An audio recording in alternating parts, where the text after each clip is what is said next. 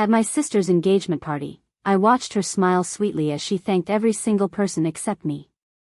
I had paid for half the venue. When I pulled her aside later, she rolled her eyes and said, "You're just doing it for attention, not love." I left before the first toast. 2 years later, when her wedding fell apart, she was knocking on my door begging for somewhere to stay. This all started a little over 2 years ago, in Asheville, North Carolina. It was supposed to be one of those nights you remember forever: candles, music, laughter, too much wine. And it was. Just not for the reason I expected. I'm 35 now. Back then, I was newly divorced, trying to rebuild my life in small ways. I had a decent job in logistics, a rental house that felt more like a project than a home, and a younger sister who always knew how to light up a room and suck all the oxygen out of it. Haley's 3 years younger than me. Growing up, she was the golden child. Blonde, charming, always landing on her feet. I was the one who picked her up when she didn't. When she flunked her first semester of college, I helped her move back in with Mom. When she totaled her car and couldn't get to work, I gave her mine and took the bus for 2 months. That kind of thing. She never asked with guilt, she just expected help like it was part of some unspoken contract. After she met Marcus, everything shifted. He was tall, clean-cut, ran his own landscaping business, and had money. Not rich, but rich enough to buy a downtown condo and tip waiters like he was trying to impress a crowd. He was nice to me, at first. Quiet. I figured, if he made her settle down, good for her. They got engaged after 6 months. My first reaction was concern. My second was to keep my mouth shut. Haley's not the type you can talk sense into not without her turning it into an attack. She called me a few weeks later in tears, saying how overwhelmed she felt about planning everything, how expensive venues were, and how she just wanted something simple but elegant. I listened for almost an hour before I finally said, "I can help, Haley. I'll cover half the venue. You just worry about the rest." She cried. Told me I was her rock. That she didn't know what she'd do without me. Those words. Jesus. We booked this gorgeous venue up in the hills. Spanish-style patio, stone fountain in the center, those hanging globe lights everyone's obsessed with. Haley was in heaven. I showed up early that day, helped set up centerpieces, coordinated the florist when she showed up late, and even calmed Marcus's mother when she freaked out about the wrong kind of wine being served. By the time the party started, I was exhausted. But I felt good. Like I'd helped make something beautiful for someone I loved. The party was in full swing. Haley looked stunning in a navy dress, her hair pinned up like a magazine ad. Marcus never left her side, all smiles and hand-holding. Guests kept coming in, laughing, hugging her, congratulating them both. I stood near the back, drink in hand, just watching it unfold. Then Haley stood up near the fountain with a mic in her hand and gave a little thank you speech. She thanked Marcus. She thanked his parents. She thanked her college roommates. She even thanked her nail artist for making me feel like a queen. And that was it. Not one word about me. I stood there, frozen. At first, I thought maybe she just forgot, or maybe she was nervous. But then she started doing this slow circuit around the patio, hugging people, taking selfies, laughing. She passed by me 3 times. Not even a glance. So I walked up to her. I kept it quiet, didn't want a scene. "Hey," I said, touching her elbow. "You didn't mention me in your speech.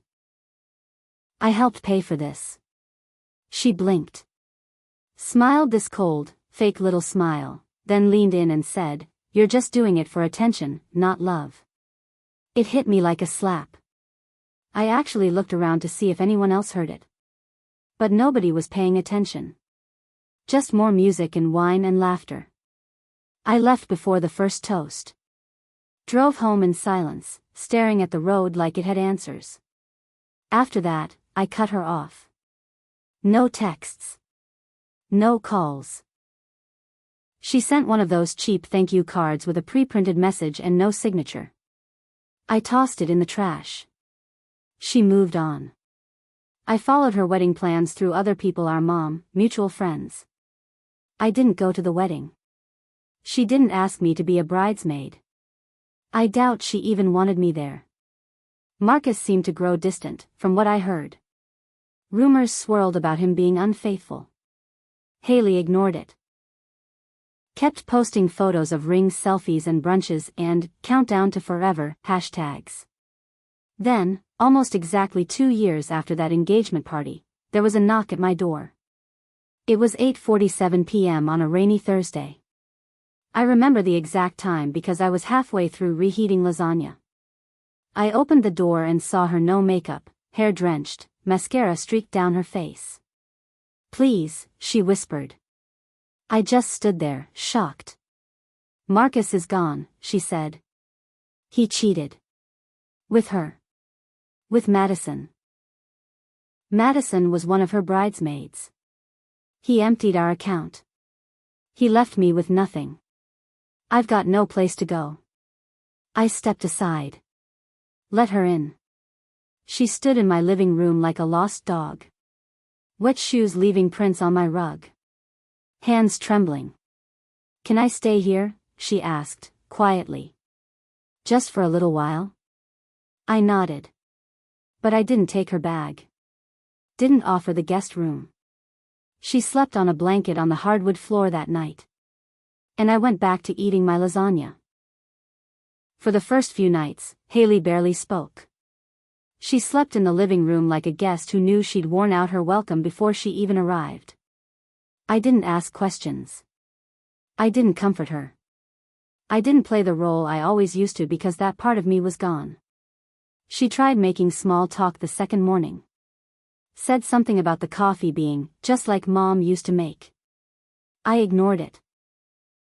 She cleaned up after herself, folded the blanket each day, even tried doing dishes one night, but I didn't say thank you. I didn't owe her kindness, not anymore. One night, about a week in, she finally broke. "You're punishing me," she said, standing in the doorway of the kitchen while I cooked. "I know I messed up. I do. But how long are you going to keep treating me like I'm nothing?" I didn't even look at her. Just stirred the pot of chili. "You didn't just mess up," I said. "You cut me out. On purpose. After everything I did for you. I gave and gave and gave, and you humiliated me." She blinked fast. "I didn't humiliate you." "Yes, you did. You pretended I didn't exist at your engagement party. After I helped pay for it. After I helped you plan it. And then you told me it was just for attention. You know what? That was the first time I realized who you really are." She sat down at the table like her legs gave out. No more crocodile tears. Just quiet. "I was jealous," she said, so soft I almost didn't hear. "That you made it look so easy. Being independent. Being alone. I felt like I had to put on a show." "That's not an apology," I said. She didn't respond. Later that night, I walked by the living room and saw her curled up under the blanket, staring at the ceiling. I didn't feel bad. Just tired. But things weren't done unraveling yet. 2 days later, I got a call from my old college friend, Trina. She worked at a law firm in Raleigh and said she had something I needed to know. "Your sister showed up here yesterday," she said. Said she was trying to start fresh and asked if we were hiring receptionists. She dropped your name like it was a golden ticket. I closed my eyes. Of course she did. She also mentioned you were helping her get back on her feet financially, Trina added. I wasn't sure if that meant she was staying with you or you were funding her. "She's not getting a dime," I said flatly. That night, I asked Haley directly. "You using my name to try and get hired somewhere?" She didn't deny it. "I just said you were my sister," she said. "It's not like I lied. You said I was helping you financially. I meant letting me stay here." I stared at her. You're trying to turn this around and make yourself look like the victim. Again. Because I am, she snapped, eyes blazing. You're acting like I burned your house down. I made a mistake. I was caught up in the wedding, in Marcus, in trying to make everything perfect. I didn't think. No. You did think, I said. You thought I didn't matter. She looked like she wanted to scream. Instead, she grabbed her coat and walked out. She was gone for 5 hours. When she came back, she smelled like tequila. Her heels were off, one hand scraped up.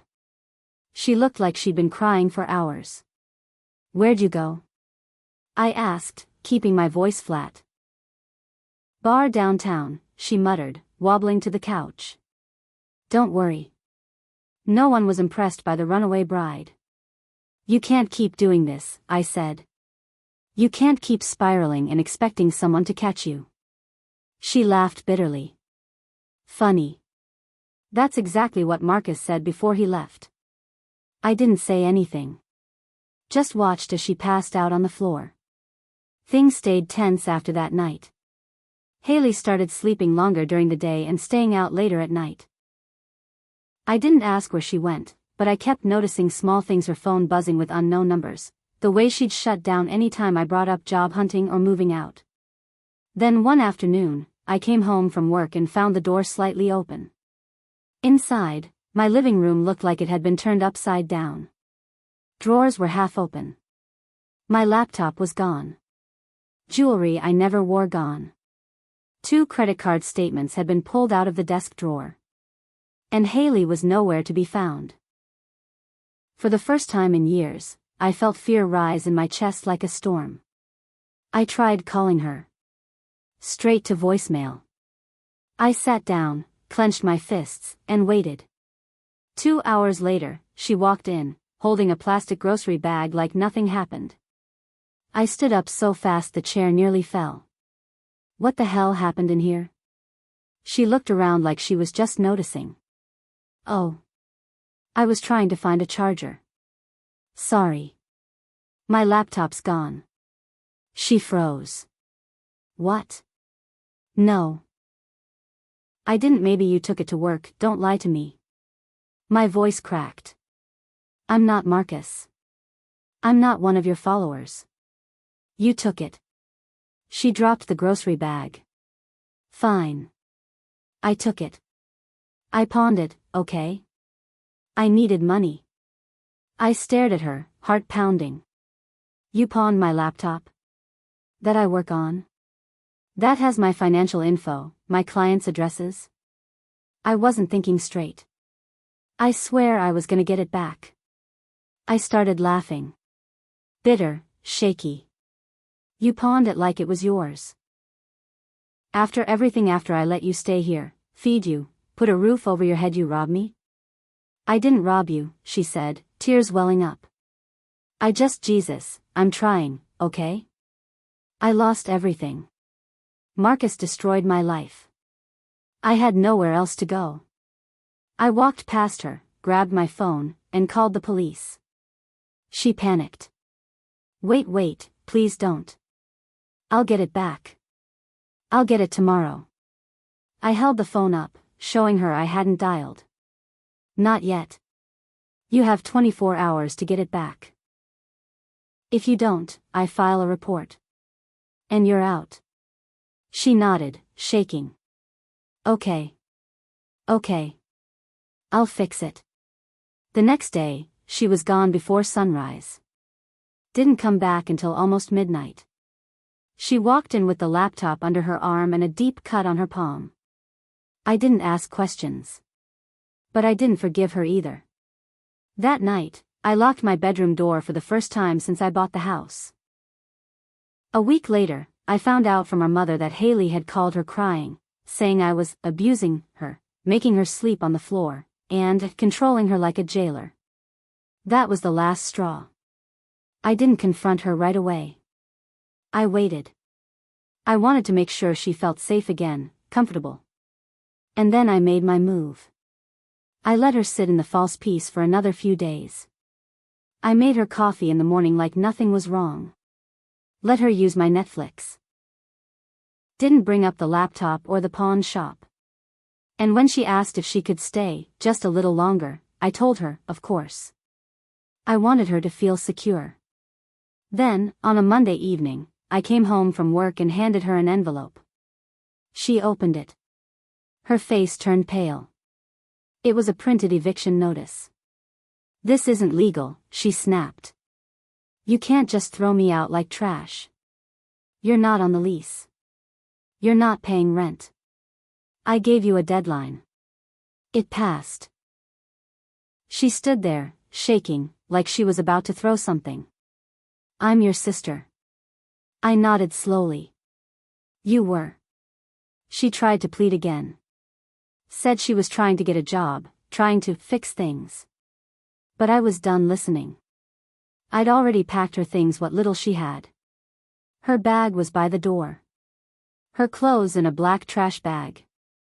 I'd even driven by a women's shelter that afternoon, picked up a brochure, and taped it to the top of the bag.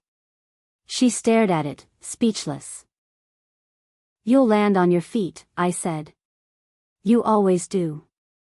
That was when she lost it. "You were never the good one," she hissed. "You just liked being needed. That's why you helped. Because it made you feel important." I stepped back. Let her vent. "You act like you're so strong," she kept going, "but you're just bitter. That's why you were alone at my party. That's why you're still alone now." I let those words sink in. Then I said, "Yeah. And yet I'm not the one sleeping on someone else's floor, am I?" She didn't answer. She left 10 minutes later. No hug. No thank you. Just slammed the door hard enough to rattle the dishes. I didn't cry. I didn't even sit down. I took her blanket, her pillow, and her toothbrush, walked them out to the trash, and threw them in. 2 weeks later, I heard through the grapevine she was staying with a friend from college.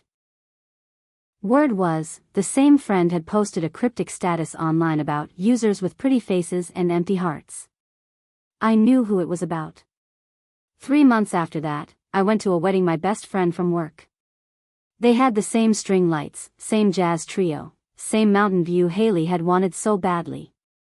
I wore a blue dress and toasted with champagne, smiling in every photo. And when people asked me if I had any siblings, I said, no. Not anymore. The truth is, I did make mistakes. I gave too much. I kept believing family meant something it clearly didn't. I let myself be used and humiliated and stolen from. But not anymore. She taught me how to draw a line. And I taught her what happens when you cross it. Permanently.